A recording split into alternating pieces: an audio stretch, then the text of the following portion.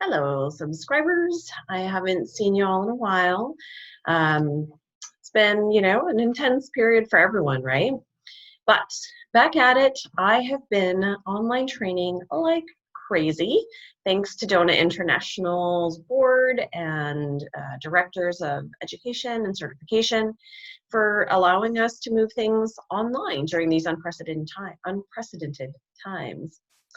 And so part of that is I've had an opportunity to train people from all over the world, and it has been unbelievable to be able to do that and to reach people in places that I normally couldn't.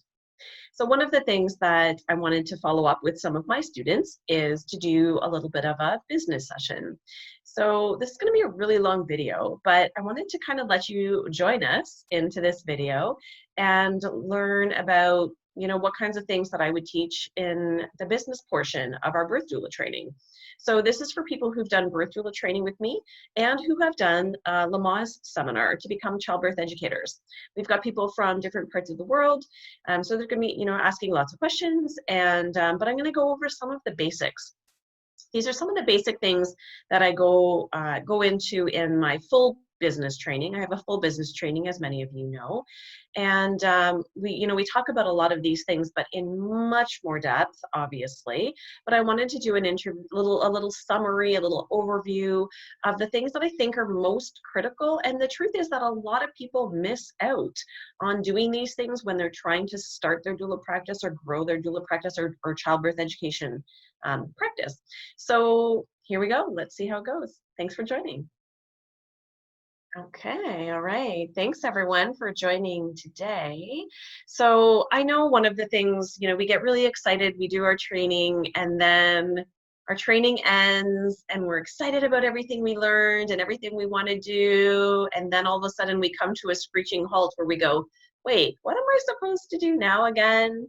Right? That happens for a lot of people. And so I wanted to be able to regroup and kind of just break things down into really simple, manageable steps for where do we go from here. So what I'd like to start today with is just a quick little poll asking about how you envision yourself working as a birth worker. So are you looking, and so we've got people on this call that have done birth doula training and people that have done the Lamaze childbirth educator training. So, do you think of this as a full-time job, a part-time job? Maybe you're not sure yet. Maybe you're doing this as an add-on to an additional career or job that you have. So let's answer that question right now. So you should see a little poll in front of you. I'm going to go ahead and answer that. The answers are anonymous. All right, so let's see where we're at right now. Share the results. Okay, so we've got people actually fairly evenly divided between full-time, part-time, and as an add-on. And then a small percentage of people aren't quite sure yet. It's okay. It's allowed. It's allowed to not be sure. So we're going to talk about all of those options. I'm not going to limit it to just people who are working full-time and part-time, keeping in mind that, remember that myself, when I started on this journey, my first 5 years in this work, I worked full-time. I had a full-time job that had nothing to do with health or birthing people or families, and I still managed to do both.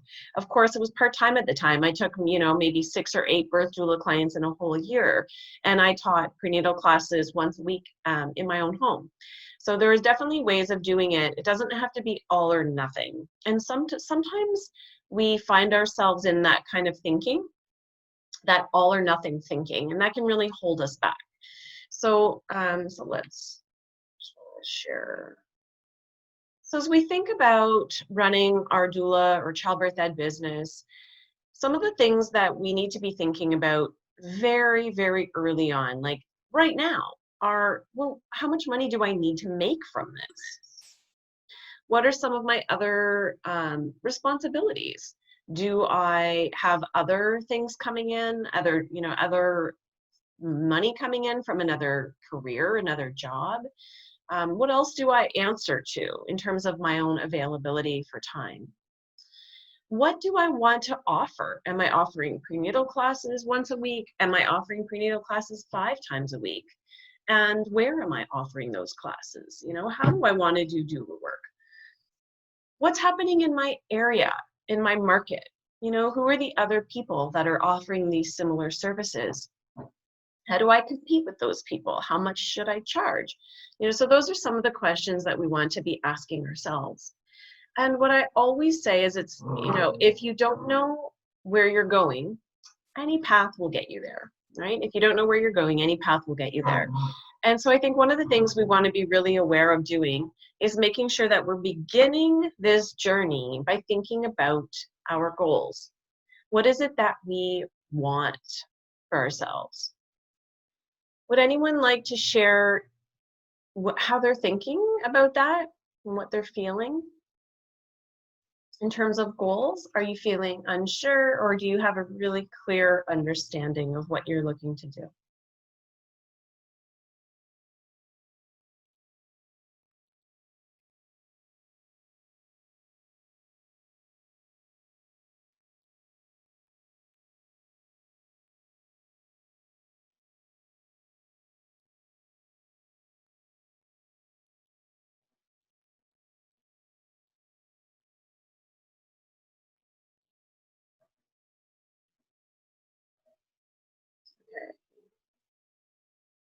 I'm just looking in the chat here.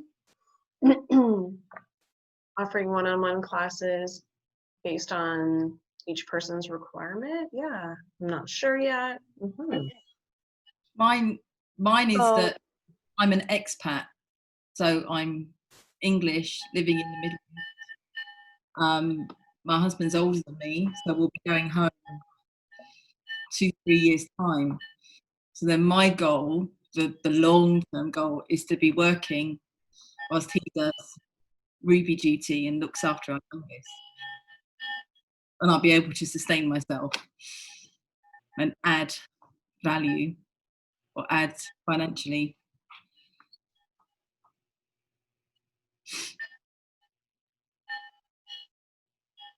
Yeah, those are the questions that circle around our minds, right?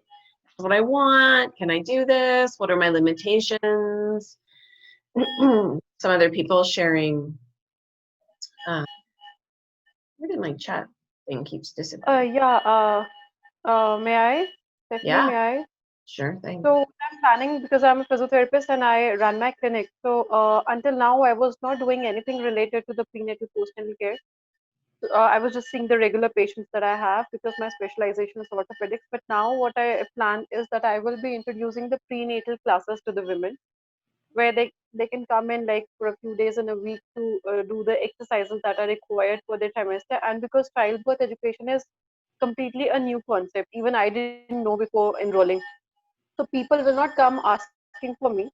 So probably I'll put some handouts or banners or something like that in my clinic, and then once the females start getting enrolled for those prenatal classes, and then I can tell them about this is also something that we have to offer, which will be like educational and which will be empowering you through the journey, and then the people who are interested, they can like probably come up. I will have to tell the people that this is also an option that is available to you, because nobody is knowing about it right now in my area. Yeah, and that's an important thing to consider, right? We talked about considering what's going on in our market, and we have to have an understanding of what's going on in our market to know where do we position ourselves and what do we need to do within that market. So of course, working as a doula in Toronto, where doulas are very popular, almost everybody that's of childbearing age knows what they are and what they do. That's very different than working in India or in Saudi Arabia, where maybe it's not as well known, right? Where some of you are from on this call right now. So some people sharing about, doing early pregnancy classes. Yes, that's a great idea. We'll talk about that some more. Labor management sessions. Yeah. So, most of you are qualified to bring people together and teach them things like comfort measures, right? Talk about all those things that you learn in your doula training. And for those of you that are Lamaze educators, of course, you can start teaching and sharing this information as well. We've got lots of ways that we can do that. So thinking about, those goals that we have are really important. Now, the thing about goals is there is a big difference between a goal and a dream. And so, Divya, I'm going to use your example here where you say, you know, I want to empower women about natural births. They don't fall prey for the commercial business of medical fraternity. Right? That is a dream. That is not a goal, right? And so, you know, I want to be a successful doula. That's a dream, not a goal. There are some things that we need to do that turn things from that elusive dream into a goal. And so that's the first thing that I think we need to start with on this path, on this journey, is thinking about how do I take my vision and put it into practice. And that's where most of us actually get stuck, is right here, where we have this big vision for ourselves. I want to work as a part-time doula or childbirth educator. You know, I want to help people prepare for birth in a really healthy and holistic way. Those are dreams. Okay, so how do we turn that from a dream into a specific goal? And so a lot of you have probably heard about SMART goals, right? And that's a way to make something a little bit more specific and measurable. So, you know, let's take a look at that. Let's look at our whiteboard here.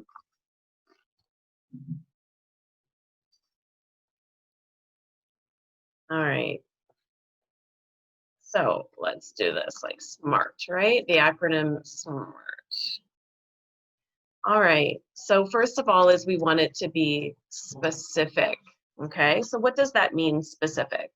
Well, you know, it has to be pretty clear. It has to be really, really clear. And I would say it's better to have SMART goals that are really small and that are, you know, really, really, really specific versus having sort of more broad things. So one of the ways we can make it more specific is making it measurable. Right? That's something that, because how do we know we've achieved something?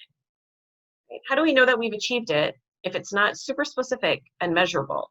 Then there's no way for us to actually look at that and engage it against that dream that we have, right? So, you know, the other thing that we want, of course, is we want it to be achievable. So achievable is sort of where we bring in that idea of it being realistic. Now, I hate the word realistic. It's one of those words I actually really don't like very much, because one person's version of realistic is probably different than someone else's version of realistic. I would say I'm probably on the more optimistic side of that scale, and there's lots of people that are probably on the more pessimistic side of that scale. And so maybe realistic is, you know, is there any evidence that someone else has achieved this before? Let's use that as our gauge for realistic, right? Not, do I personally think that I can do this? Maybe that's not the question we ask, but is there evidence of other people who can do this thing? Because if you find yourself on the more pessimistic side of that realism scale, then, you know, what might happen is you're going to constantly kind of like bring yourself down, right? And then the last part of a SMART goal is that it is timed, it's timely, meaning that there's a specific time frame that we can see, yes, I've achieved it by this date. Okay, so we go back to sort of a dream of, you know, I want to empower people and help to make sure that they are informed before coming into this super important experience called birth. And so that they, you know, they're well supported, and then they come out feeling like confident parents, right? Of course, that's what we all want for this. So what if we took that down into a SMART goal? So let's say something that would be more of along the lines of a SMART goal is I want to be teaching. I want to have 5 couples in my prenatal classes that will run every week, once a week. And I want to have my classes full with these 5 couples by, what are we now, August? By November, okay? So it's specific. It tells me how many couples I want in my course. It's measurable. It's 5 couples in my course, right? Is that an achievable thing? In the 3-month period, I will tell you, yes, that's an achievable goal. It's absolutely realistic to gather 5 couples to come together and start a course in 3 months. Yes, that's realistic. And it's time. We have put November as our deadline there, right? So that's an example of a SMART goal. Now, I want you to have like 20 of these, right? I want you to have a whole bunch of goals because you're going to have these overarching goals. So let's say the one that we just used, we want to have 5 couples in our class in a series that we're starting in November, right? So now to make that happen, what do we have to do? Well, we have to kind of back up from that, right? Well, to get 5 couples in my class, I'm going to need to have some marketing materials. So you're going to create a SMART goal around your marketing material, and maybe your marketing material to, we're going to need that to be ready by like next week. We're going to need a way for them to register. So you're going to have a goal about creating a registration form. You're going to have, it's a bit having those overarching SMART goals. You're going to very quickly be able to drill down, back up from that and say, oh, to achieve that, I'm going to need to do this, this, this, this, this, and this, right? And so that is what makes all of this more manageable and more doable. So instead of just saying, I want to empower people and help save them from this, our medical system, it's that we're actually saying, like, how are we going to do that? We're going to do that by informing people, by helping them be prepared for their birth experience, right? And what will happen over time is that when you start to drill it down into these smaller things, is that you're going to realize you are achieving that goal. That dream that you have, you are achieving that. You're going to have a couple that comes back and says, oh my gosh, because of your classes, I knew to say this. And it saved me from this thing that I didn't want to have happen. And you're going to it's going to reinforce for you that those little SMART goals that you've created, they are helping you to achieve your dream ultimately, right? A lot of people, they get lost right here.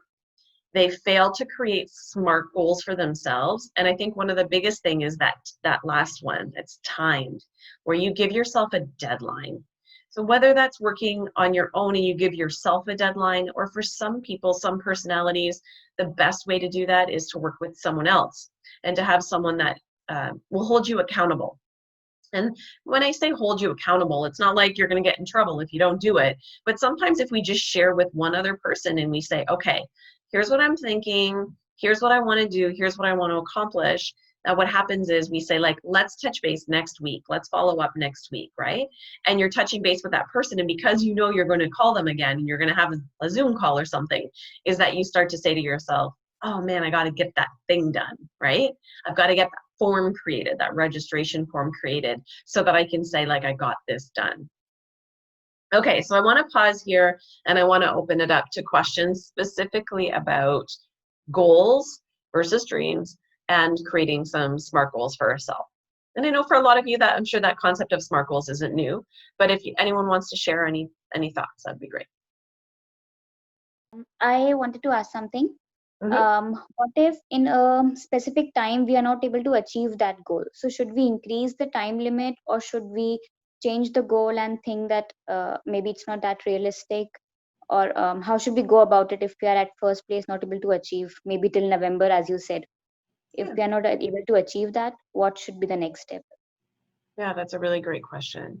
So I think what you would want to do is you would want to evaluate why that wasn't achievable. What happened? Was it maybe it was realistic in the grander scheme of things, but maybe it wasn't realistic for your particular situation. Maybe it wasn't realistic for all of the life demands that you have on your plate, right? If you've got 4 children around the house and you're comparing yourself with someone who doesn't have any children and who's able to accomplish that, well, then it wasn't realistic for you while being ecological. And what I mean by ecological is that it's healthy for you in your situation, meaning it's healthy for your children, it's healthy for you personally. We all have 24 hours in the day, right? And we have to divide those up based on a lot of different needs and a lot of different things that are required of us from ourselves and our own desires, but also things that are put on us by our family situation. And so we want to make sure that we're doing things that are ecological. Now, so part of that is you're going to assess, okay, what happened here? And in asking yourself what happened here is you might say, well, I've got 4 kids running around the house and I can't get things done with 4 kids running around the house. So maybe the answer to that is, well, I need more time where I don't have 4 kids running around the house. Do I have a friend that could take my children 1 or 2 days a week for 2 hours to give me super focused, dedicated time. Because as someone who has grown children, I can tell you for sure those years when I worked with young children, they're tougher, right? I did it. I did all of this work with children, but it wasn't like what I can do now. When I have 2 super quiet hours here all by myself, I don't have anyone that I need to think about how to make, breakfast, lunch, dinner, snacks, people fighting with each other. When I don't have to think about that, 2 hours is a lot and I get a lot done. 2 hours with kids running around and you're half thinking about us. Jimmy, stop fighting with your brother. And like, oh my gosh, this, and the phone's ringing and the doorbell's ringing. That is not a focused 2 hours. So can you get a focused 2 hours? What can you do to offload the children for a couple of hours and really focus, or do you need to shift things? And maybe as soon as everyone's in bed at night, you're going to spend 2 hours working on your business then. Those are the questions that we have to ask ourselves to figure out, like, where was the turn? Where did I not achieve it? Now, if it's that you've done all the things on your list, you've accomplished all of your SMART goals, but you didn't achieve the outcome of getting 5 couples in your class. Okay, well then you need to ask yourself, did I get enough inquiries? Did I get a lot of inquiries and people didn't follow through with the booking? Okay, great. Why didn't they follow through with the booking? Did they not follow through because I didn't make the booking very easy? Did they not follow through because they found something else, another alternative? Or did they not see the value in what I was offering, right? And so those are the questions, those deeper questions that we need to ask ourselves. We're going to talk shortly about how to figure out the answers to those questions. How do we know? If people didn't book, how do I know why they didn't book? I mean, you could go back to those people and you could actually ask them, why didn't you book? They might or might not tell you the truth. But actually, the better way of doing that is for us to just really focus in on who our target market really is. Who are those 5 people that we're going to put, that are going to take our prenatal classes, right? Who is that person that's going to hire us as their birth doula? That's the next thing that we're going to talk about. So before I move on to that, I just wanted to ask if there were any more questions around SMART goals and creating our goals. All right, so the next most important thing after our goals, just come back, is really identifying our target market. And people talk a lot about this in business, and I know what I used to do. When I used to hear about this target market, I kind of brushed it off as though, yeah, I know, target market. My target market is pregnant people, right? But that's not really the truth. Your target market is not just pregnant people. You need to get a lot more specific than that. And the more specific you get, the more successful you're going to be. So I'm going to tell you a story before we get into this. Target market is a concept. Obviously, I mean, I did 10 years in corporate, right, before doing this work full time. So I had a lot of experience understanding demographics, focus groups. I did market research for a living. Like, that was my field, was corporate research. So I understood this concept, but I didn't really fully absorb it until about 4 years ago when I bought, 5 years ago, one of my competitors in my area decided to sell her business. She ran a doula agency. So she ran a doula agency in the exact same area as me, with prices that were almost the same, and services that were pretty much identical. Birth doula, postpartum doula, prenatal classes. That's what we both offered. And she had asked me, she'd approached me. I'm really big on co-opetition, so you kind of cooperate with your competitors. And I love having friendly relationships with my competitors. I think it's so much more helpful than the opposite of that. So she reached out to me and she says, hey, Steph, listen, I have something to share with you. I decided I'm going to sell my business, but I don't want everyone to know that my business is up for sale. So would you be willing to post on my behalf and to say, there's a business for sale, it's a doula agency, these are the parameters, and if someone's interested, you could get them to sign a non-disclosure agreement, like a confidentiality agreement, and then you can connect them with me and I'll share all the details. And I was like, yeah, sure. So I did this for about a year. And so a year, there was a few inquiries of people that were interested in buying the business, but it never actually sold. So after a year of that, and I was trying to figure out ways to grow my own business, I thought to myself one day, I was in a mastermind group, which is a great idea, by the way, if you ever have an opportunity to be part of a mastermind group. It's where a lot of solopreneurs like us, so independent business owners, they kind of come together, and usually there's a coach, some kind of a business coach with some business acumen that helps people work through some of their blocks, but you have the benefit of almost having like a team of people who help you and learn about your business. Anyway, that was pretty transformative for my business, that mastermind group. And, we were talking about, I was talking about how to grow my business. I wasn't quite sure how to grow my business. And someone had mentioned the idea of buying a business. And then I remembered, oh my gosh, that competitor of mine, their business is for sale. And I hadn't thought of that because I thought, we both serve that same market. So we're serving the same clients, right? But I thought, what if we're not serving the same clients? What if we have different target market groups? And so I said, hey, would you be willing to give me a list of all of the people who inquired to your services, to your business over the past 30 days? And I compared it with the people who had inquired to my business. And there were quite a few. I don't know, there were maybe 30 or 40 names on that list. And you know how many overlapped that had reached out to both companies? 2. So of all those people, we serve the same area, the same services, and the same prices. And of 30 or 40 clients, 2 had reached out to both of us. So what that made very abundantly clear to me was that we had very different target markets, and that if I bought that business, I would be adding to my business. I would expand my business because I would now have an offering that served a different target market. And I was just like, whoa, that is huge. We were both first page Google. There was no reason for one person to get different people than another, except for that we had a different target market. And so I bought the business, right? And that was one of the ways that I grew my market share in my area and expanded my own business, was adding that second agency.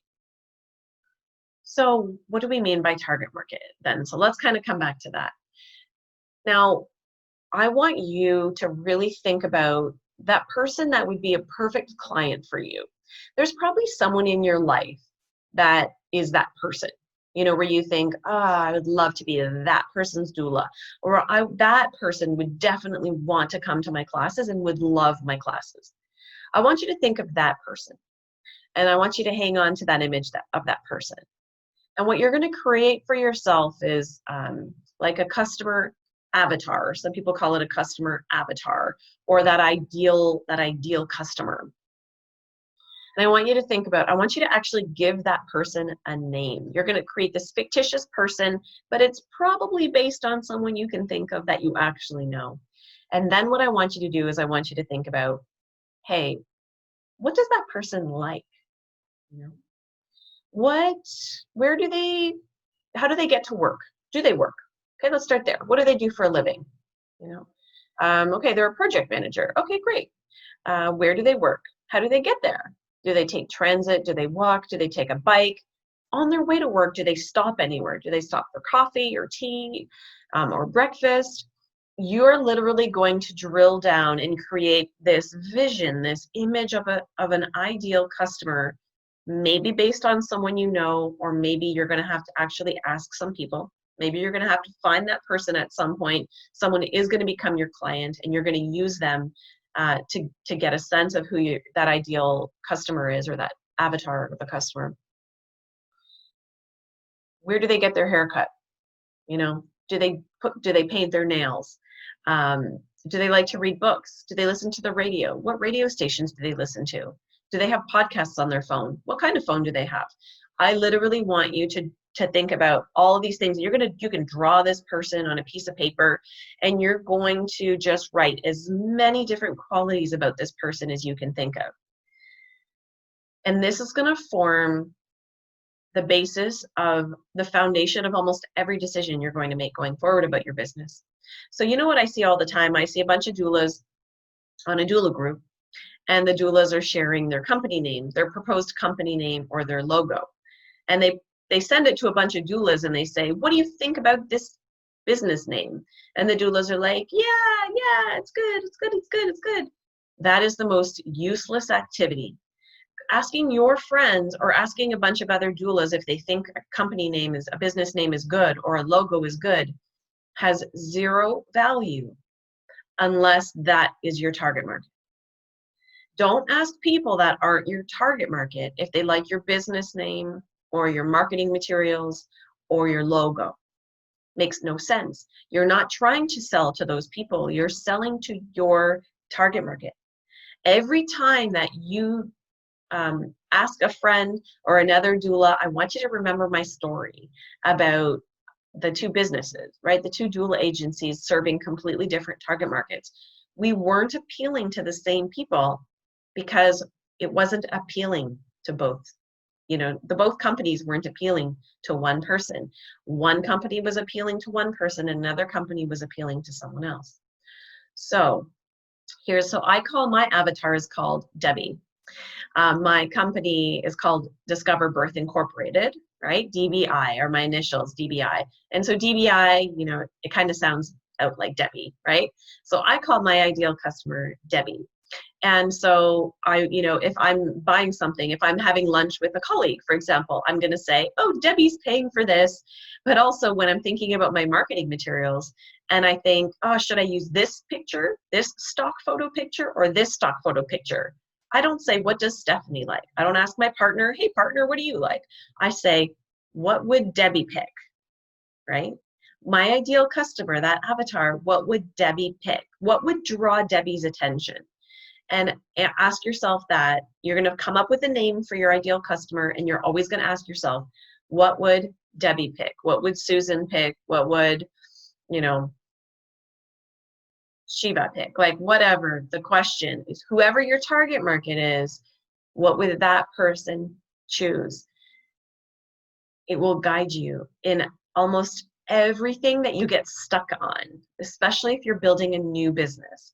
You're going to get stuck on, what kind of website theme should I create? What would Debbie like? What would Debbie find appealing? And the more you understand Debbie, the more you understand your ideal customer, the better you're going to be able to answer that question, because you've put yourself in, you can put yourself in that person's mind based on knowing the radio stations they listen to, you know, how they get to work, where they go, what they do in a week. Then I want you to think about what they do in an entire week. Where do they go in a whole week of activities, right? Non-COVID. Right now, a whole week is like, I stayed at home, and I stayed at home, and I stayed at home, and I stayed at home, right? That's COVID times, but, you know, normal times, where would they go? All right. Questions about target market? So with that in mind, I'm now thinking I've done all this designing of my website, but anyway, I'm going to forget that for now. Would you then be approaching, like, you'd then be approaching gyms and Pilates places and yoga places to do some kind of networking and thing with them? I'm just thinking, like, where would the first time mum go? Is that what you would do? So give me a name for your target market.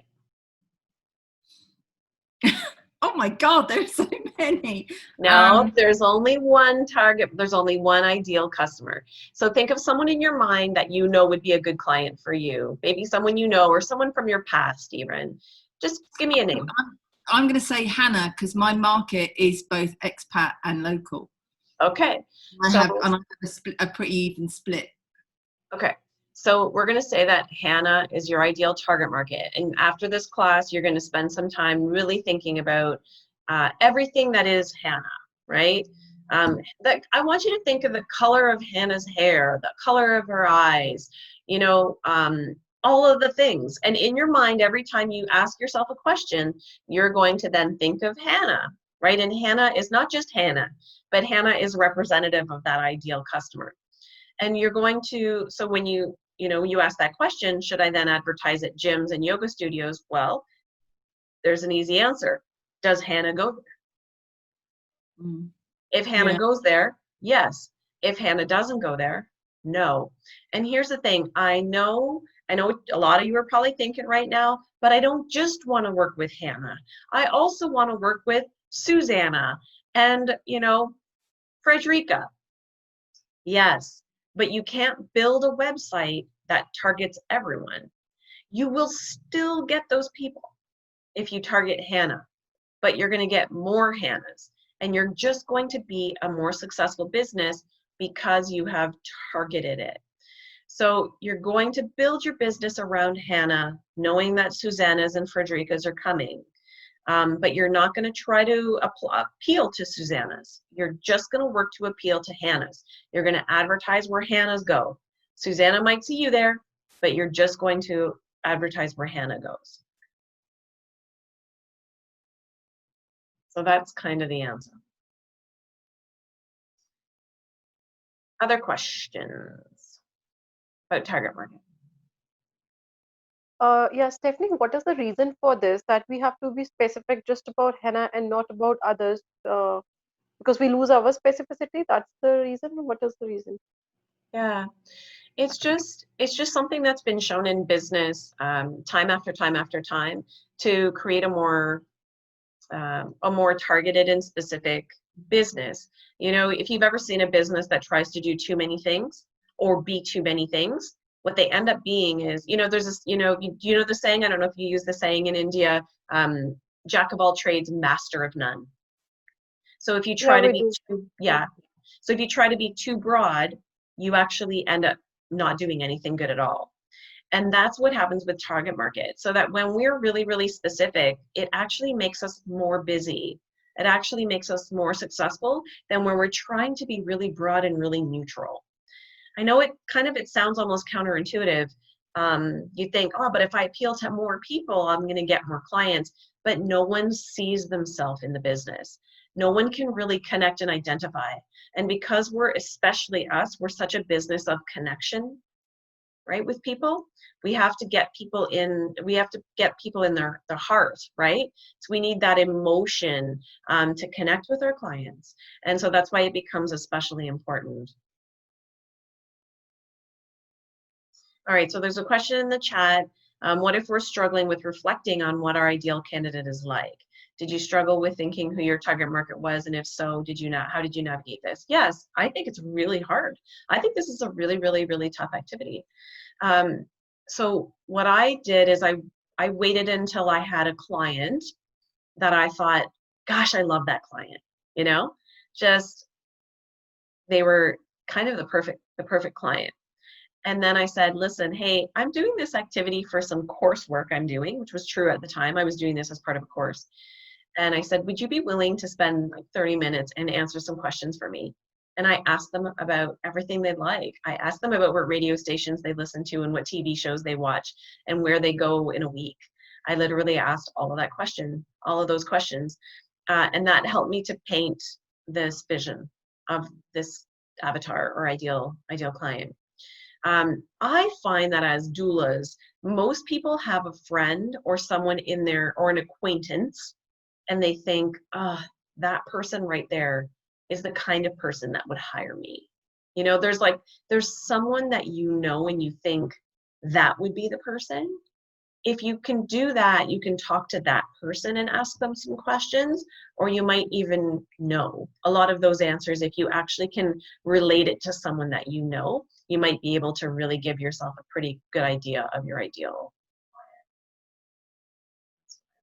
You also said, Stephanie, that the target market are not just going to be the pregnant women. We have to be more specific than that. Yeah. So this is what you meant that time, that we have to follow certain characteristics and then be specific to those people. That's right. Exactly. Because if you think about pregnant people, okay, so if I were to say, oh, but I'll work with any pregnant person. Okay, but not every pregnant person wants you, right? There are people that have zero interest in taking prenatal classes or in hiring a doula. Is that person a potential client? No, they're not. So there's a huge percentage of pregnant people that right out the gate, don't focus on them. Don't focus on convincing people that they need you. There are people that as soon as they start to read what you have to say or hear about what you're doing, they want you. Work with those people. Don't work to convince anyone in your circle that they need a doula or need prenatal classes. That is a waste of your energy. Absolutely do awareness, right? Do the things like post things on social media, and over time, there will be people you will quote unquote convert, people that will see your thing and start to think, maybe birth doesn't have to be really painful and really dangerous. You know, of course we want to do that work as doulas and childbirth educators, but that's not your target market. So that could be part of your professional persona, is that you want to be the person who creates awareness. But the person who thinks birth is dangerous and painful and wants a scheduled cesarean and has a doctor that's willing to do that and is happy with that goal, that's not your ideal client to come and take prenatal classes that focus on evidence-based medicine and, you know, talk a lot about the beauty of birth, right? That's not your target market. Don't try to convert that person. And that's sometimes what we do, is we think, I need to change people's minds. Nope, you need to work with the people that already buy into what you do, because that's how you're going to stay in business, right? Is working with those people.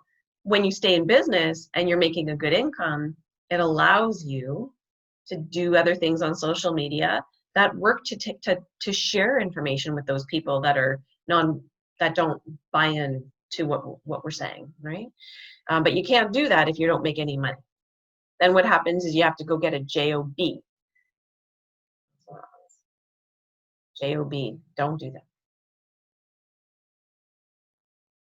Who wants that?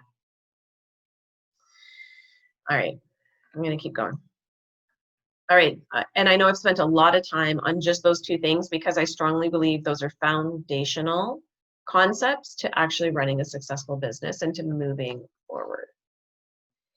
Then when we think about our competitors, right, and a lot of us think, okay, so there's two things. I've got people evenly divided here on this call. I've got people who are in Canada, and I've got some people who are in India and Saudi Arabia. So in Toronto, you know what the doulas on this call are thinking? There are so many doulas. How do I compete? Funny enough, the other half of the people on this call are thinking, no one around here knows what a doula is. How do I run this business, right? But here's the thing, when we think about our competitors, is realizing that actually most people don't compete with us. Now that we've understood our target market, the only people who compete with us are the people who have the same target market, right?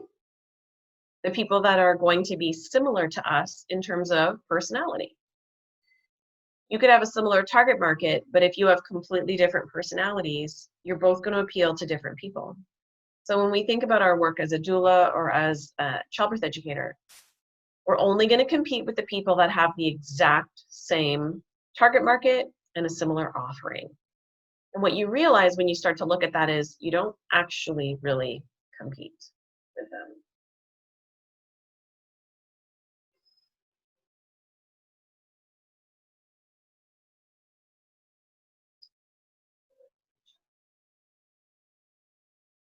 I don't know why it's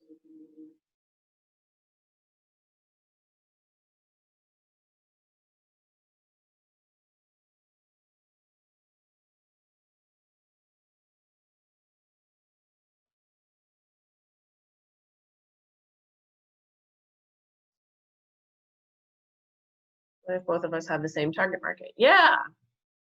All right, then you compete. Then you compete with them. And competition. I was going to say that actually not every doula and not every childbirth class fits everyone. Totally.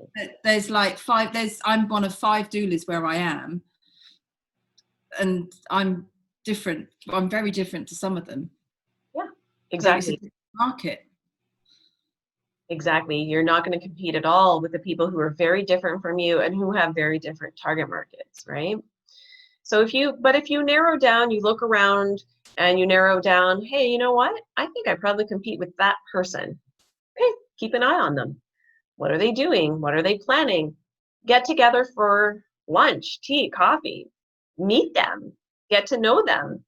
I used to meet with my competitors regularly because that was a great way for me to be friendly, but to also keep an eye on what they were up to. And they would inevitably, I would share some of what I was planning and they would share some of what they were planning. And I think that probably helped both of us. You don't both want to do the same thing at the same time, right? You don't want to both launch a new service at the same time. Or maybe you do. You know, maybe that is the only way for you to compete. Those are things for you to consider, but I want you to just narrow down who you actually compete with and focus on those people. Keep an eye on your market and what's changing and, you know, how things evolve, what other people are charging. But there's something that comes into play when we look at our competitors in our market. And this is that concept of scarcity versus abundance. You might have heard about this before. We can have a scarcity mindset, right? Scarcity mindset is, oh no, there's a competitor in this area. That person's providing the same service as me, but they're doing it for cheaper. I better lower my prices because otherwise I'm going to go out of business. That's a scarcity mindset. An abundance mindset would look at that and say, amazing.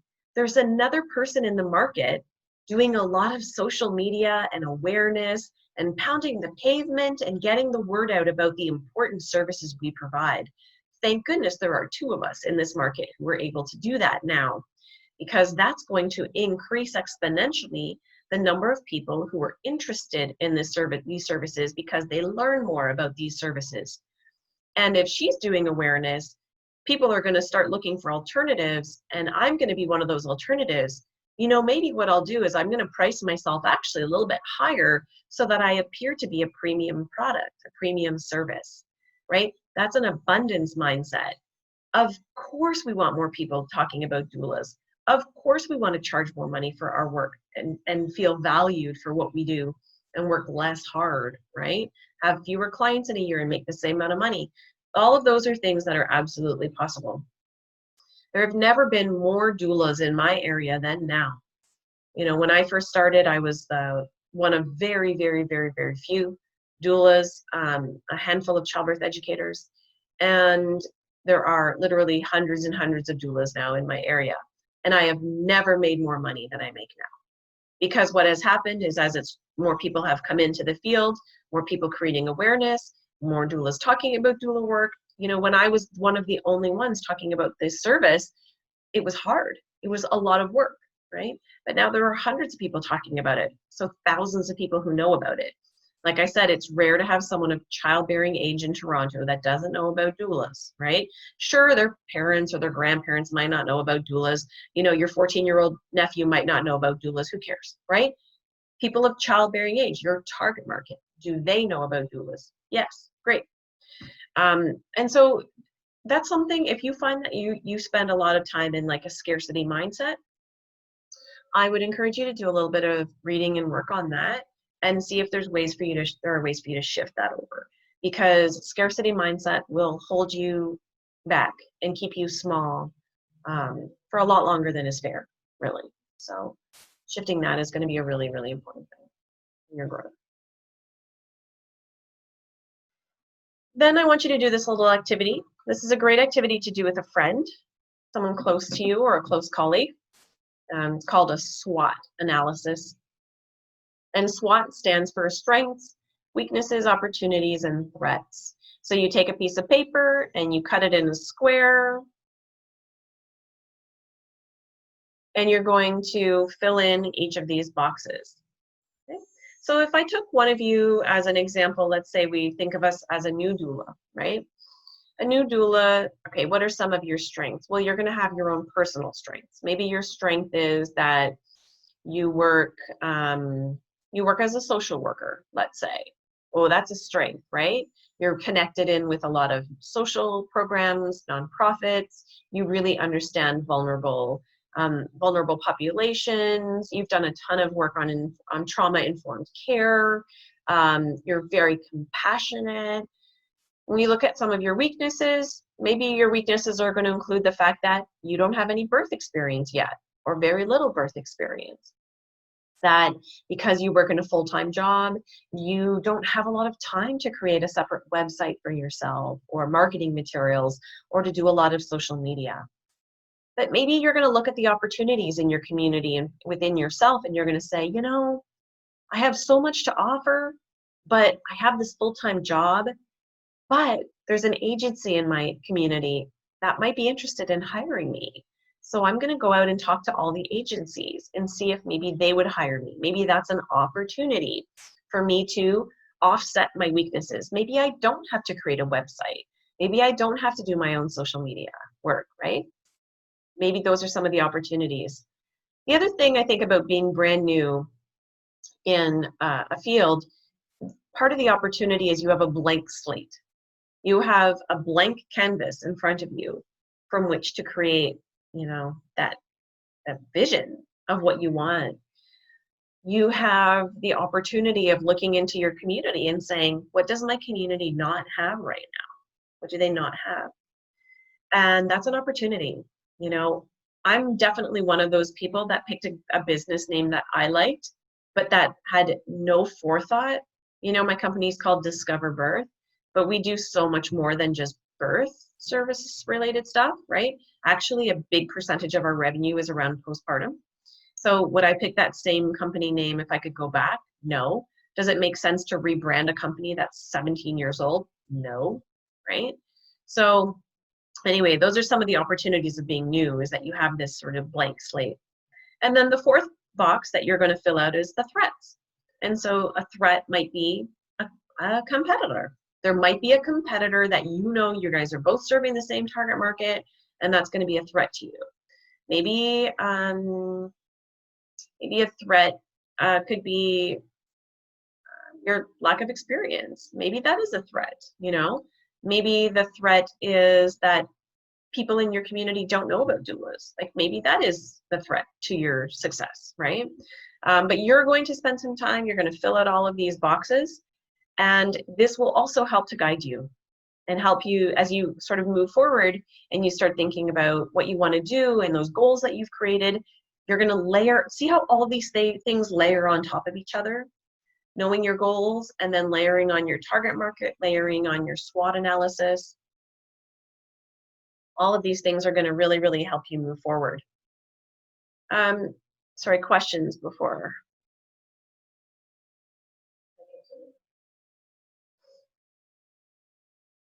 Business name. Is it better to create a fantasy name or brand your own names as birth doulas? Good question. A fantasy name, that sounds exciting. I've never heard it called that before, but I like that. Fantasy. So I like fantasy name. No, okay, so here's the thing. If you use your own name as part of your company name, your own branding, then it means you're only ever going to work on your own. You're going to be limited to working on your own or having to rebrand if ever someone joins you or you decide to create an agency for yourself. The thing about doula work, any kind of work like this, whether you're a therapist, a doula, a childbirth educator, these are jobs that are tied to hours of work, right? I have one birth doula client, it makes X number of dollars. I can only take X number of doula clients per month. What happens on a month where you have fewer doula clients, or if something happens to you and you get sick? Where does the money come from, right? And so ideally is you want to create a business for yourself that at some point, maybe not right away, but at some point, maybe doesn't need you to do work to make $1. So if other people work with you to make more dollars, you know, that even if something happens and you're not able to work for a week, you continue to make money. That might be other people working with you or under you, or it might be other products or services that you sell, but other ways that you can grow your business so that it's not 1-to-1 ratio, you know, work for $1. That would be ideal. So consider that in your long-term goals. So you're going to have a lot of short-term goals because you're new, right? But what if you looked at 3 years from now and 5 years from now or 10 years from now? What do you envision for yourself? If you envision yourself, you just want to do part-time doula work with 6 people per year because you have another job that pays your bills, you know, pays the big bills, and you just want to do this because it fills your heart and makes you happy, then you could absolutely go ahead and create your business name around your name, knowing that long-term your plan, your vision is only ever to work with a few clients per year for yourself, by yourself. If you think 5 years from now, do I want to be doing the same thing? The answer is no. Okay, would you want a doula partner? Would you want a doula agency, a doula team? Would you want to be part of something else? Then maybe you want to pick a name that is more broad and that allows for that expansion, right? That's what I would say about that. So think longer than just this year when you're picking your name. Okay, other questions about goals, target market, competitors, SWOT? Does taking these Lamaze classes help us with any kind of marketing material also? Yeah, Lamaze has a whole back end that's for professionals. So you are all going to get a student membership. And when you get your student membership, you'll have access to additional things, but there's tons of stuff on the Lamaze website in terms of marketing and course creation and all kinds of things like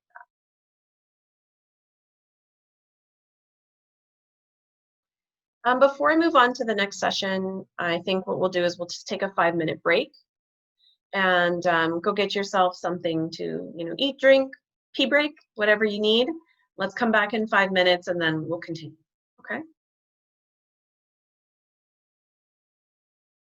All right, so question in the chat, how can we decide whether to do a prenatal course that's a one-time class or a series of classes so it can appeal to the level of time commitment our clients are looking for?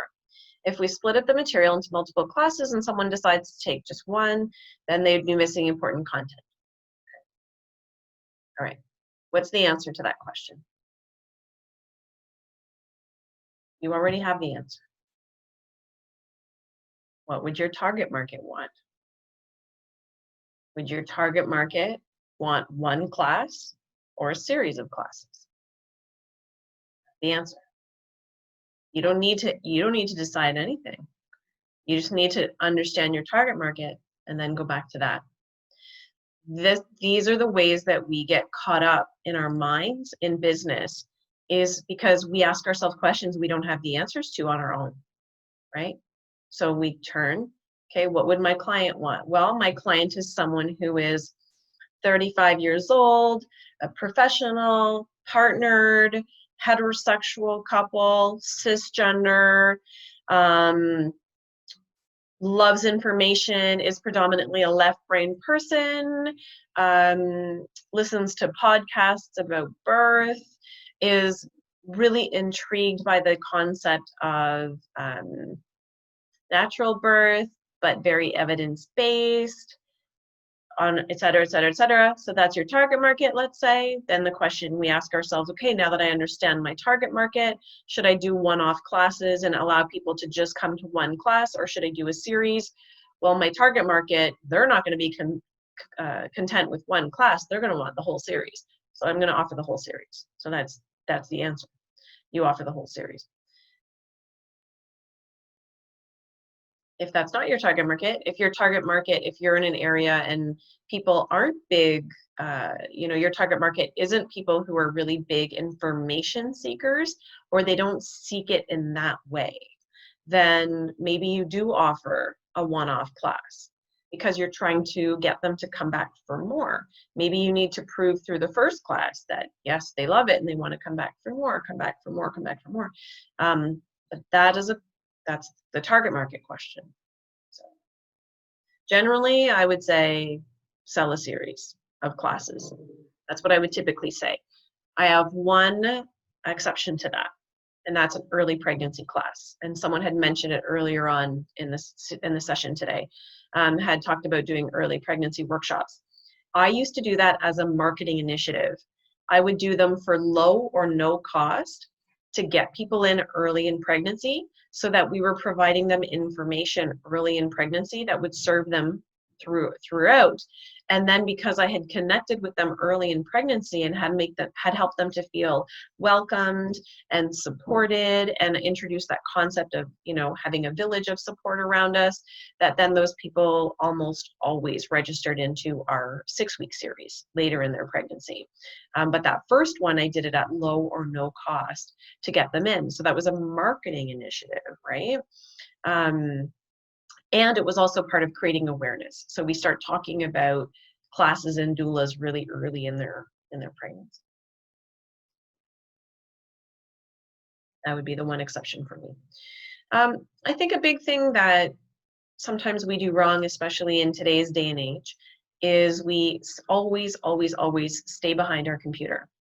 And we forget that some of the best ways to market our business and grow and launch our business is to actually get out from our homes and get out into the community and meet other people.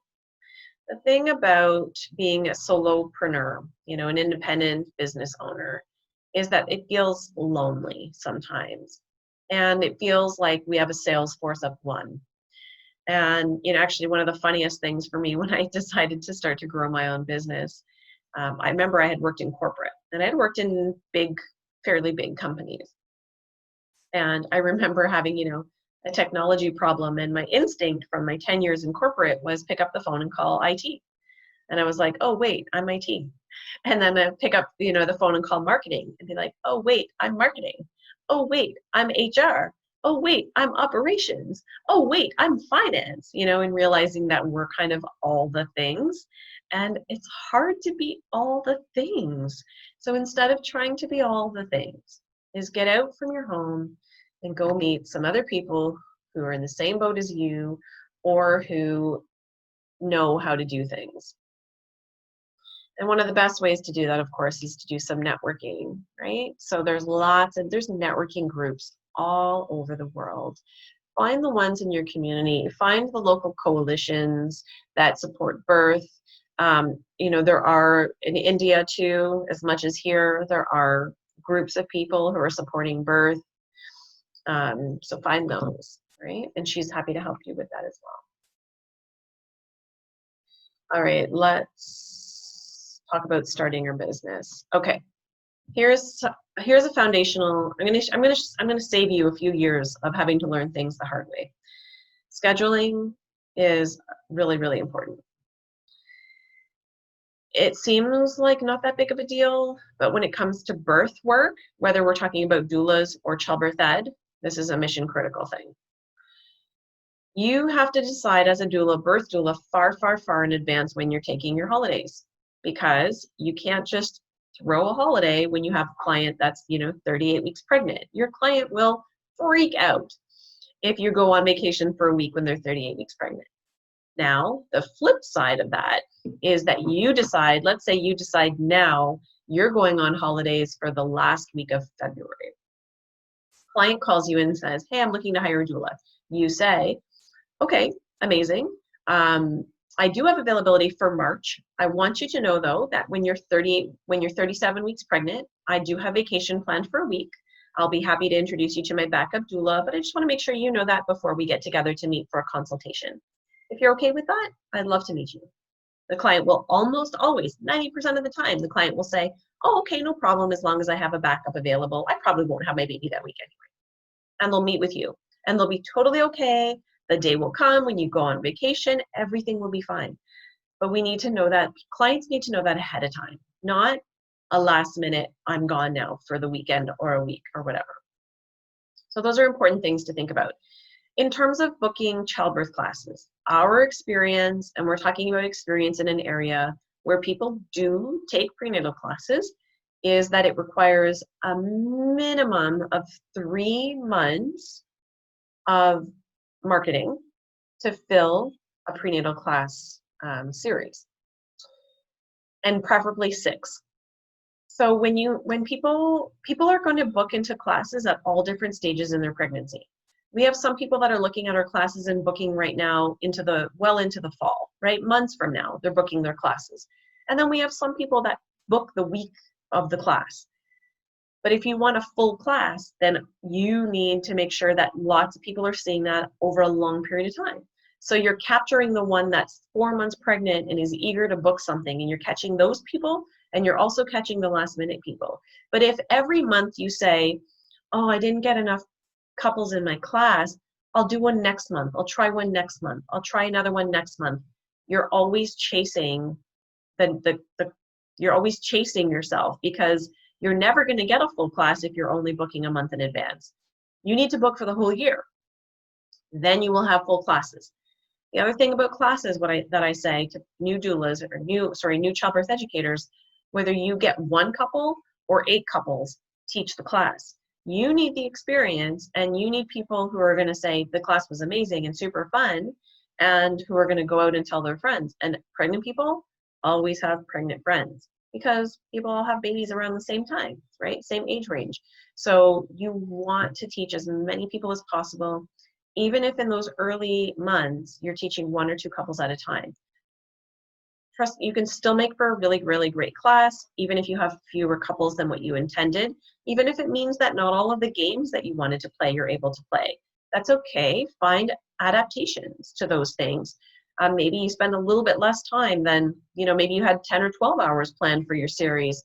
Maybe you can cut that down a little bit, but teach the class anyway, because at that point you need the experience, and you need the people who are out in the community talking about it.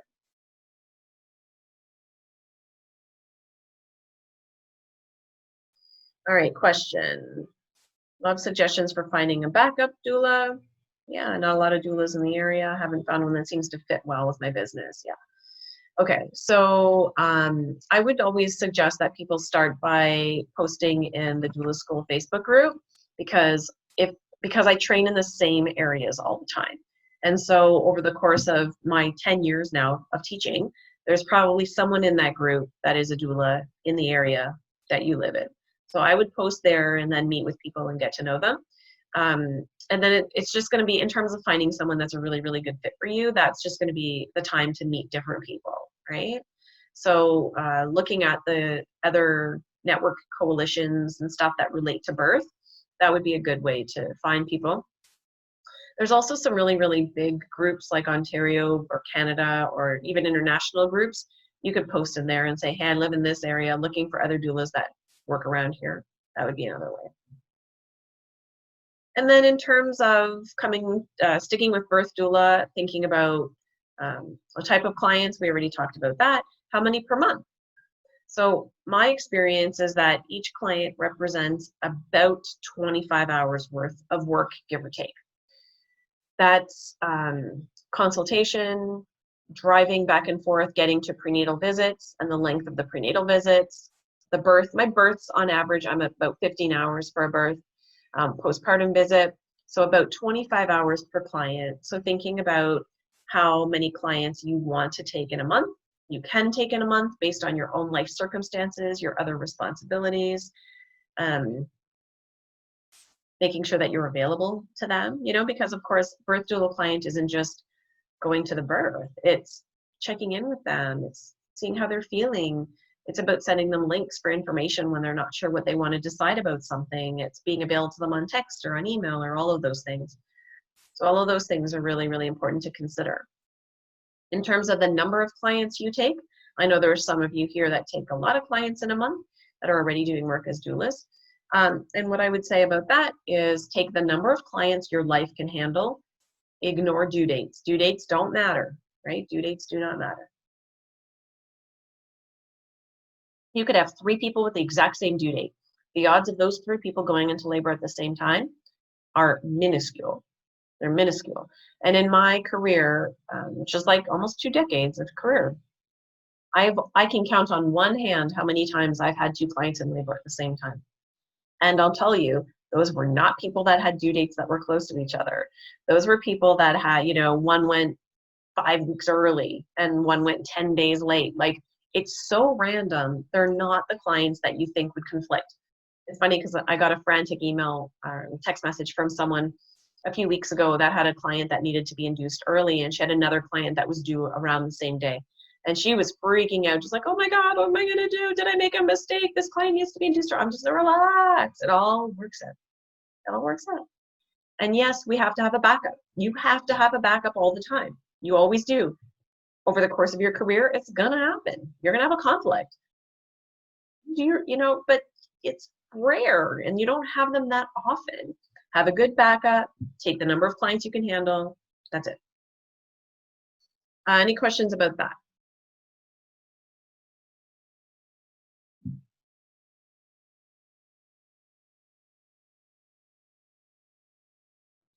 I have 2 clients with the same due date, so Okay. you're kind of reassuring me. Good. I do have a backup. Okay. Yeah, exactly. They're not going to go on the same day. Like, there's no way. Oh my God. But it's really good because they're both the same doctor in the same hospital. So if they do, I can just Hilarious. one within the other. That's funny. Yeah. That would actually reassure me. If I had 2 people and having their baby in the same hospital, I'd be like, no problem. Now, what might happen is they might go back to back, right? I've absolutely have a lot of times gotten home from a long birth, get in the shower, get out of the shower, phone rings, next client. That has happened to me. And you make it work.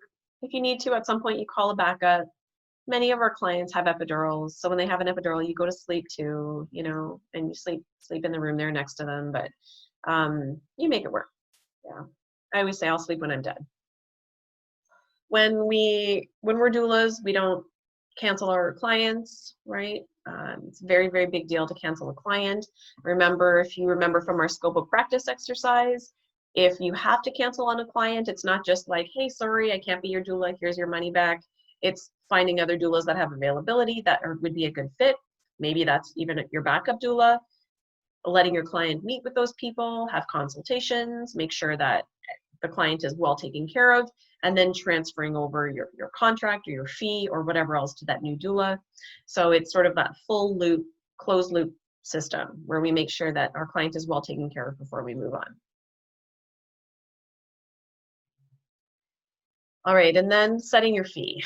So one of the questions a lot of doulas and childbirth educators, they think, oh, I'm new, I should charge less, or I should work for free for a bit. You don't need to do either of those things. You don't need to charge less, and you don't need to work for free. If you want to, have at it. The risk with working for free or reducing our rates is that we devalue the profession. When you think about a doctor, when a doctor finishes their program, they don't go out into the world and charge less because they're a new doctor, right? They've done their training and they charge what doctors make. You should be the same. You should do the same. If you feel that you need to work, alongside someone at first, okay, well then spend some time, teach classes alongside another experienced teacher. But then when you start teaching on your own, then charge what you should charge. Don't devalue the service because of your, and I say this with all love, but your insecurity. You came to this work because you care about people, you have something to offer, that's valuable. Allow yourself to make what you deserve, okay? Now, what do people make? So, all right, I'm gonna share with you what Priyanka, for those of you in India, what Priyanka shared with me, okay? In urban areas, ranges between 7,000 to 15,000 rupees. Some Mumbai, Delhi doulas charge higher, up to 18,000. If the hospital is advertising and charging the client, typically works on a 70-30 split. So 70% for the doula, 30% for the hospital. That's also how my agency works as well. Lamaze classes are mostly organized by hospitals, usually split or hourly rate and can be negotiated. Classes in urban areas are ranging from 1,500 to 2,000 rupees per session, which is a 3-hour session. And usually there are 3 to 4 sessions. Of course, rural areas and towns would need to adjust pricing. Same as here. More rural you get, the lower the price is going to be for both classes and birth doula as well. A lot more awareness in the past 3 years. A lot of independent classes and independent doula work is starting to happen in India. Marketing, social media are key. Different birth networks on Facebook for each city, and one unified Facebook group, Birth India, which I'm sure you're all on. Those are some of the thoughts that Priyanka had to share. In the Canadian context, what I would say about birth doula work is typically equal to a month's worth of daycare for a baby in that area. So the cost of putting a baby in daycare for a month, about the cost of an average doula package. So how much is that? I've got no clue. I'm just trying to work it out into pounds or dinars.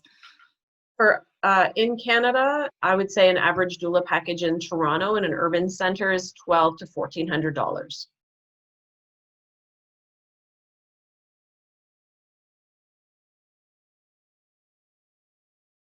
And then there was another question in the chat about your 3 births for certification. Your 3 births for certification do not have to be free.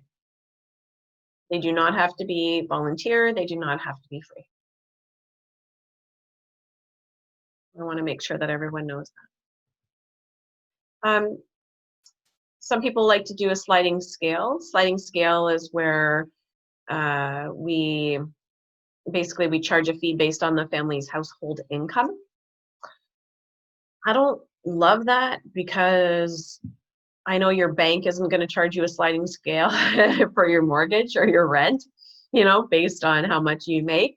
Like, actually, no one really does that. But people do offer different packages. So if you have a small budget, you can get a small house. You can get a small phone plan. You can get a small cable package, or internet package. So maybe that's the best answer, is offering smaller packages that include fewer things and that are budget friendly for families. I also would offer a lot of payment options. People can pay payment plans spread out over many months, different types of payments, so credit cards, accepting things like that. PayPal makes that really, really easy. PayPal's available in almost all countries.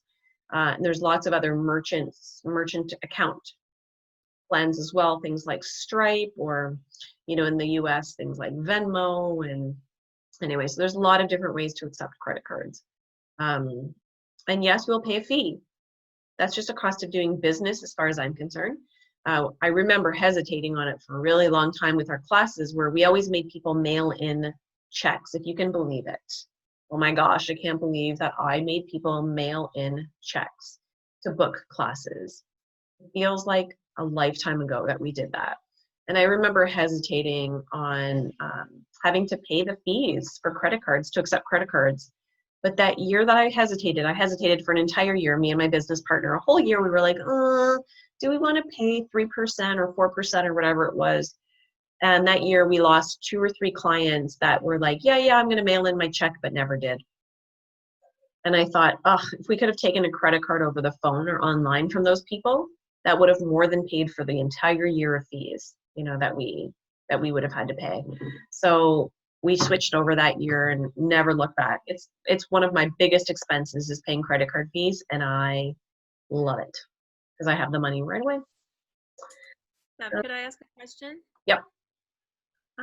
I've often wondered, because a class is really different than like a one-on-one appointment. Like, usually families call me when there's like a problem that I need to solve, whereas classes where you're giving like a general overview, it's a really different level of demand on, like, you're not like, helping a non-latching baby latch. It's like you're giving them a general overview. So I feel like the pricing and like the financial side is a little bit unknown to me, like that, like, I kind of feel like it should be less, but I don't want to undervalue the service, kind of thing. So we're talking about teaching classes, right? Yeah, just like setting fees with like kind of a realistic understanding of like the difference in like what's expected. Like with a group, they're not getting one-on-one. Even though you can answer questions one-on-one, it's different than like troubleshooting or like solving a specific problem for a client. Well, you are solving a problem. You're solving the Yeah. problem that they don't know what you know. Yeah. And that going online is not an easily digestible way to acquire information. Mm-hmm. It can be a scary way, it can be an overwhelming way, it can be a really not fun way, especially if they're not a visual, like a visual learner through reading. So you're offering them a fun, dynamic, engaging, condensed way to learn and acquire that information. Mm-hmm. That's what you're offering them. Yeah. So I think it's just as valuable as providing physical one-on-one hands-on support for latching a baby. It's the same. You're just filling a need. So you need to just fill the need for the people that have that desire. It comes back to that target market idea, right? And so I would just look in the community and just see what other people are charging, what hospitals are charging, what independent people are charging, and I would just line it up. I think that's a good start, and then go from there. Okay, thanks. Yeah. Umama, I don't know how much people are charging in Gulf countries for doulas. I'd have to ask around a little bit. Is anyone else here on the call from those areas that could answer that question? Me, I've messaged you, Mama. So I'm 300 dinars, which I think is about 1,100 Canadian dollars. I don't know in rupees. That's the price that we all charge in Bahrain. I know that in Emirates, Dubai, which is flash, money, it's more, probably 350 dinars, maybe 400. But the ones who are 400 are former midwives. They're very, very qualified. I don't know in Saudi or Kuwait or anywhere like that. Thank you. That's really helpful. Amazing. All right. So fees is a kind of an ever adjusting kind of thing. You're going to make changes as you go. You're going to adjust as you go, and that's okay. If you ever discount for a client, when you submit a receipt to them, first of all, you should make it super clear that it's a discount. On your receipt, you should put your regular rate and then list the discount to come up with the total, because what you don't want is that person saying to their friend, oh yeah, I got a doula for X number of dollars. You want them to know what a doula costs and that they have gotten a special discount, that is not your fee. So I would just say that about giving discounts. All right, so how do you grow and launch your business? And of course, there's a lot of little things that you're going to do. I'm going to go over some of the things. One of the things is planning in advance. So a lot of times people get busy in their business and then they stop doing the marketing that they need to do. There was a doula that I knew. She always used to save Mondays for marketing. She would not take a client on that day. I mean, she did a lot of postpartum work. She wasn't a birth doula. Obviously, if a birth doula client went into labor, you'd have to work on that day. But every day she didn't book other things because she saved it for marketing, no matter how busy she was. Even if she was so busy she had to turn people away, she kept marketing on Mondays. That was her admin day. It was bookkeeping. It was marketing. And I think there's something to be said for that. That's really, really valuable, is that we're carving out the time for what's really, really important. It's that concept of working on your business instead of in your business. So teaching classes, doing birth doula work, that's in your business. Working on your business is things like creating a press release. You know, those of you that are in countries that where doulas are not very common, you could create a press release. You know, that's free advertising, right? Get the news to talk about you and the work that you're doing in your community. Use all of the people who know you and love you. I call those personal referrals. Use those people to be your sales force. if you could create like a little postcard or something that shares information about your business being open and the kinds of services you offer, and you could give those to the people that love you and know you. And then when they go to their hairdresser who's pregnant, or they meet up with a friend who's pregnant, they've got some of these cards and they say, oh, you know, my friend Mama is now a birth doula. Have you ever thought about that? Oh, let me give you some information. Those people can become your sales force, right? That's also sort of the value of networking. When you're networking, you're not networking with people to find pregnant people who will buy your services. You're networking with other business owners that you want to learn about their business, and they're going to learn about yours, and you can each talk about each other in the community. So let's say you meet a chiropractor or a massage therapist at a networking event, and then you have a pregnant client and you say to your pregnant client, oh, your back is sore? Do you know what? I just met a really wonderful massage therapist. Can I give you their information to call them for an appointment? Would that be helpful for you? And then the massage therapist has a pregnant person who comes in for a massage and says, I just met a really wonderful doula. You were saying that you were afraid of your upcoming birth. Could I give you that person's information? That's what networking is about, is just increasing the people out in the world that know about you and about your services, right? That could also be what I call here reciprocal advertising. You go to a clinic that offers chiropractic or acupuncture, and you say, hey, can I give you some of my brochures, and can I take some of yours for my clients? You chat for a couple minutes and you both refer to each other. That's what I mean by reciprocal advertising. But as you can see here, what I have is a really simple month-by-month plan that tells me in advance. I know that in June, I'm going to be doing a workshop. I'm going to prepare a workshop idea. I'm going to, you know, in July, I'm going to be networking, and I'm going to be creating a press release or whatever. But over the course of a year, I can kind of look, and I have a loose plan for what I'm going to do each month. And then I'm going to stick to it. And I'm going to stick to it because I've carved out a day every week where I'm going to do this work, right? Those are the kinds of things that you want to be doing. Do we decide on a salary figure if the percentage division is not an option? Yeah. Yeah. So some other things that I wanted to just mention, attending shows. You guys probably, some of you might have had a baby show or a prenatal fair in your area. What I would say about those things is they're not terribly effective. They cost a lot of money to participate in, take a lot of time, and they do not bring in very many clients. I know you think they will, but I have way enough experience, not just me, but others watching other people try it too, to say they don't bring in a lot of clients. If you want to do the show to create awareness, that's one thing, but don't expect to make a ton of money and get a ton of clients from those events. Some of the best money you can spend is going to be online advertising. So doing a local web ad. And what I mean by local is, let's say there's a mummy blogger that serves where you live, and she has tons of followers in your community, and you can pay to advertise on her blog. Great use of money. Or Google Ads. And with Google Ads, you can target specific cities. So you can target the city that you work in. Great use of money. Things like putting your name in a community guide, like especially a hard copy, printed guide, low value. You might want to because you want to be in the guide, but you're not going to get a lot of clients from that.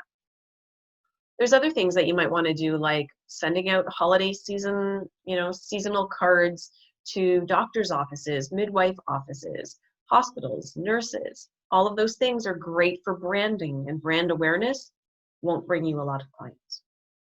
If you drive a car, maybe you want to put something on your car. You can wrap your car, you can put things on your car. Maybe you want to do something like that. Again, you're kind of free advertising while you're driving, right? If you have any partners or you teach in a place, in a facility, maybe you can have a poster up all the time. So like a sign kind of thing. All of those things are really, really, really valuable. And they're cheap. So that's the thing is, if something's really inexpensive, give it a try. If it's very, very expensive, make sure you're sure it's going to work before you spend your money on it. Things like newspaper advertising, magazine advertising, no, not worth it. Not worth it. Some other things we want to consider as well. We want to consider how we dress, right? What we're wearing, how we answer the phone, how we answer email. I think we probably in our training we talked a little bit about dress code, and sort of that sweet spot is really having a logoed shirt, like a nice shirt with a logo or that says our name or something on it, along with some casual but professional slacks, pants. Trying not to wear, like avoiding scrubs, basically. And then thinking about how we present ourselves on social media. So making sure that our social media, if it's just if we use it personally and we're gonna, go on rants about conspiracy theories during COVID, then maybe you want to not allow your clients in on your private feeds, or make sure that your feeds are private. If you're gonna have lots of clients in your personal Instagram, Facebook, then maybe you want to keep it a little bit more neutral. Or maybe you want to have 2 accounts, one for personal, one for business. So thinking about that, social media can be a really, really affordable way to create awareness about your business, to advertise. It's the cost of time.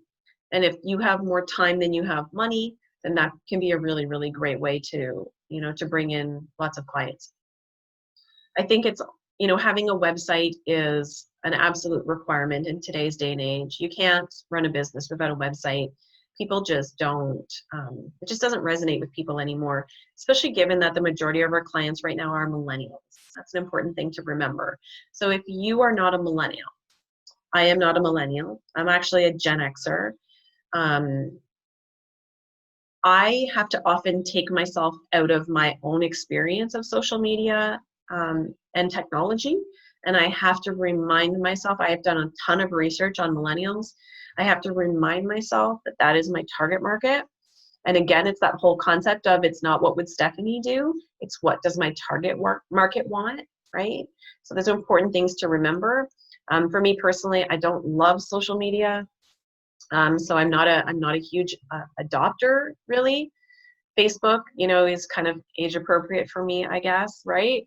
I forced myself to do Instagram stuff, and it's really forced. Once in a while I hire people to help me and get me started. And if I have a time where I'm not very, I'm really busy and I don't have a lot of time for social media, I might hire someone to help me because it's really time consuming, but it is very, very affordable and it is very effective. So I wanted just to say that. Now, okay, coming back to phone and email. So you've done all of this work. You have got your goals, you've got your target market figured out, you've got all these social media platforms happening, you're posting like crazy. Someone sends you an email, says, hey, I'm interested in hiring you as a doula, and you take 3 days to get back to them. Lost, right? You're gonna lose that client. What you're showing them is that you're not very reliable. And doula work is kind of about reliability, right? If you're a prenatal educator, there are lots of options for people. If you don't get back to people quickly, they're probably going to move on and book something else. When people, that's the thing about millennials and sort of younger consumers, when they go to do something, they go to do it. So you've got to make it easy for them. Make it easy for them to get all the information they need. The pricing is there. They can book right away. The simpler that you make it for people, the more successful you're going to be. So those are important things. So how do you respond to someone quickly on email if you're very, very busy? Have templates. When you have time, you're going to take the time, you're going to create a beautiful template that answers all of the questions that people ask most commonly. You're going to use that template to work to connect and engage with someone, because we know that's really important in getting people to buy from us, is having that initial connection and engagement. And you're going to create this beautiful template. Someone sends you an email, you get it on your phone, copy the template, reply, paste. If you need to adjust based on specific questions, maybe you need to take a section out, send, done. That is so much easier than, oh, someone asked me 5 questions, I have to write all these answers. You shouldn't be writing all the answers every time. You should write out your answers one time because you've taken time to make sure you're doing it, it's grammatically correct, it looks good, it's whatever, and then you're just copy, paste, copy, paste.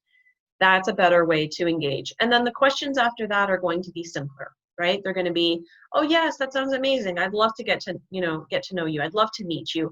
I'd love to book into the class. Make that next thing quick and easy too. Great. Thursday, Friday, I'm available 7 p.m. Don't give people open-ended options. People get overwhelmed by having too many options, right? So don't say, oh, let me know when you're free for a consultation. No, you give them the days that you're free for a consultation. Guide that conversation, guide that process, because you are the professional, right? And that will help a lot at running your business more smoothly. I get calls all the time from people that say they booked with us because we were quicker to email them. That's an interesting one. All right, when it comes to running a business, if you make money, you owe tax on the money that you make. Now, we've got lots of different countries represented here. Every tax system is different. I strongly encourage you to connect with an accountant to help guide you as you begin to run your business. But in general, the way that most countries work is you pay tax on your profit as a business. So if you make $10,000 running classes, but it costs you $4,000 this year in expenses, you owe tax on their $6,000 profit, right? That's what you owe tax on. So keeping all of the receipts for anything that you pay for, including all of your training that you did with me, those are things that are a tax deduction. They deduct from the revenue that you make, they deduct from all the expenses, and the amount that's left over at the end, that's what you pay tax on. Again, that's a very simplistic way of just me describing it, and every country has its own nuances. So check with an accountant or a local small business center. There are often usually small business offices that are government funded and they help people to run small businesses. If you can find one of those, it can often answer your questions for free or really, really low cost. And then in terms of having insurance as a doula, if you want to have liability insurance, for example, in Canada, we do that through becoming a member of the Association of Ontario Doulas. And I just recently confirmed that registration will be open again in September. So as of September, you'll be able to become a member for the next year. The membership year runs October 1st to October 31st. So keep an eye on the Association of Ontario Doulas if you're Canadian. If you're not Canadian, then you would have to look in your area to see who is providing liability insurance for people who do like yoga classes or massage therapy. Those of you that are physiotherapists, your liability insurance might cover for this, or you might want to check with the company that provides your insurance. And if you work for a hospital as an employee, then they likely would have you insured. So you just need to kind of ask around a little bit. Any questions or comments about that? I just had a question from what you were mentioning before. You know how you were saying like getting back to them really quickly and answering their questions. How would you approach a situation where they interact with you and like ask you a question, you get back to them, and then you don't hear from them?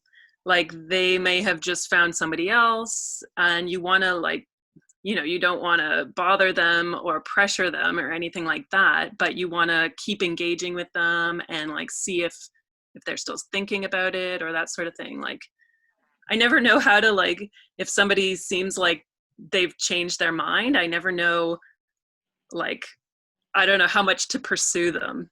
I know that's always a tricky one. So what we try to do is we try to follow up with something. So if it's a doula client that you met, you know, you could follow up with, oh, hey, in our conversation, you had mentioned you were considering birth tub rentals. I wanted to make sure you had the link for this really great birth tub rental place. So you can follow up with something. For classes, you could follow up if you have a social media. account, like Instagram or Facebook or something, you could follow up and say, hey, I just wanted to see if you guys were still interested, and I wanted to share a link to, my Instagram account where I post lots of great information that helps people as they prepare for birth. So you can still try to follow up with something. You could follow up with like the Lamaze website, the parent side of the Lamaze website, or their Instagram account, Facebook account, whatever it is. So if you follow up with something and say, hey, wanted this. If it's a client that says, yes, I'm taking your classes, but they're not completing the booking, I would follow up with, hey, class is starting to fill up. I wanted to make sure you got a spot. Here's the link to confirm your booking and finish paying so that your spot is saved. Like, I make it super clear that they don't get a spot if they haven't booked and paid. So I try to do that in that sort of that idea of like, oh no, I might miss out. Sometimes that gets people to just follow through. I would not follow up typically more than twice. I would follow up 2 times like that in a purposeful way, and then I let it go. Because yeah, you're right. Sometimes they just change their mind. They found something else, and they literally just don't take the time to say to you, oh, sorry, we found something else, right? For whatever reason. Yeah, sometimes it's just nice to have closure, even if they're not going with you. I just like to know that like somebody's taking care of them, or that they've like chosen something else. But thank you. That was really good.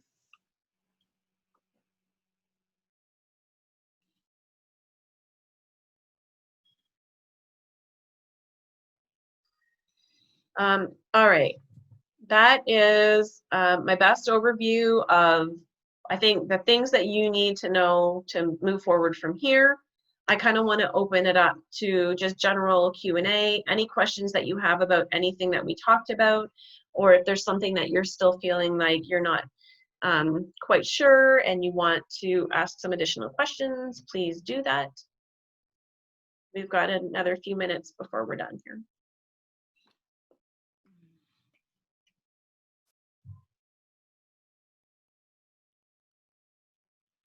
Penny, it looks like you're talking, but you're on mute.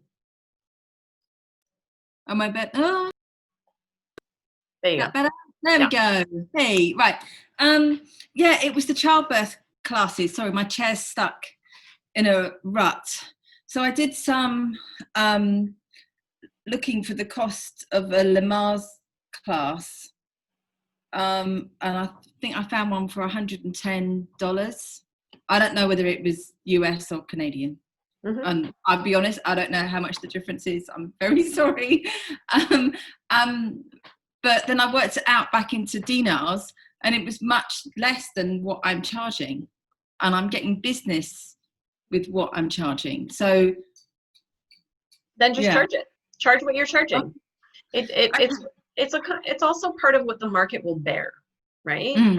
And so for us, we've always charged $225 for a 12-hour series, which we did either in 6 weeks, like once a week for 6 weeks, or we did as a full weekend, like full day Saturday and Sunday class, 9 to 4.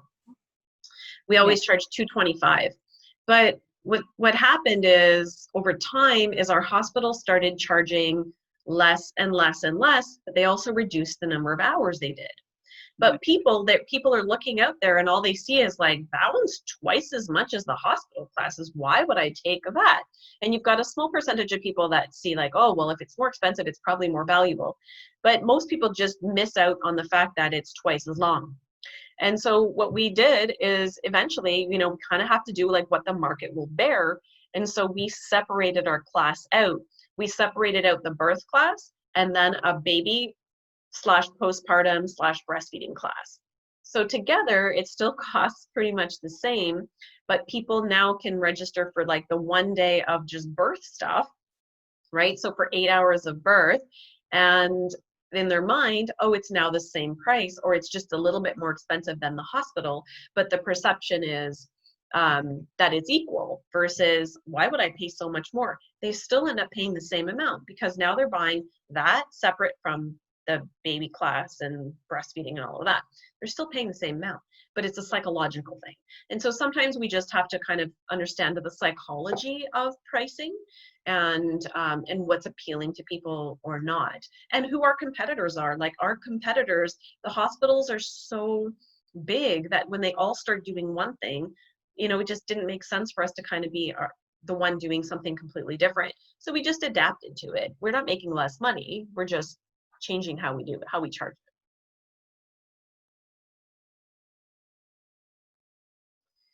Question in the chat. Is there any standard remuneration norms for LCCEs since it's international certification? No, there aren't actually. No, I think every market's going to do what it can bear based on what else is available in the market, what other offerings, other hospitals, other childbirth educators. It's going to be partly that too. And how much people make, right? Like a standard cost of living is going to impact, you know, for us, we have a different doula fee in the urban center as we do just in the suburbs that surround it. We have a different fee because those people make quite a bit less money, and rural is even less, you know, but we actually have two different fees.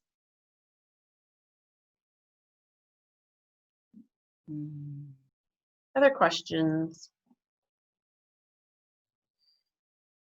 Average cost of launching a business here in Canada? I don't know if that exists as a number because it would be different for every business, but I mean, I would say,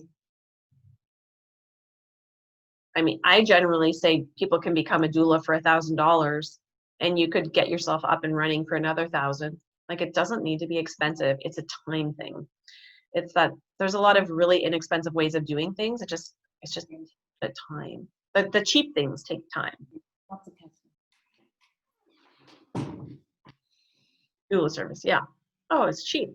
It's cheap. You know, you get yourself a website. If you're not super techie, then using something like Wix or Squarespace, using one of those kinds of companies will make it, you get up and running with a website really quickly.